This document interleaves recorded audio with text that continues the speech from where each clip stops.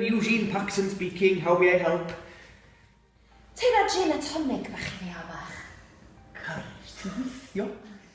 Drama sy'n canolbwyntio lot ar pwysau bywyd, sy'n enghraifft o gwaith, cariad, arian a lot o pethau fel yna. A mae personoliaeth yn bwysig yn y drama hefyd, sy'n amdan salwch meddwl hefyd, a sy'n mae pobl yn dangos gwahanol personoliaethau. Sandwich sausage efo caramelised onions, Lwyd. Ti'n llawn surprise. Mae'n exciting iawn cael actorio proffesiynol yn actio sgript fi, oherwydd mae'n bod ti'n meddwl, dyma bedio, ond pa mae actorion a cyfarwyddwr yn gweithio ar sgript chdi, mae'n newid o wahanol, mewn ffordd da, wrth gwrs.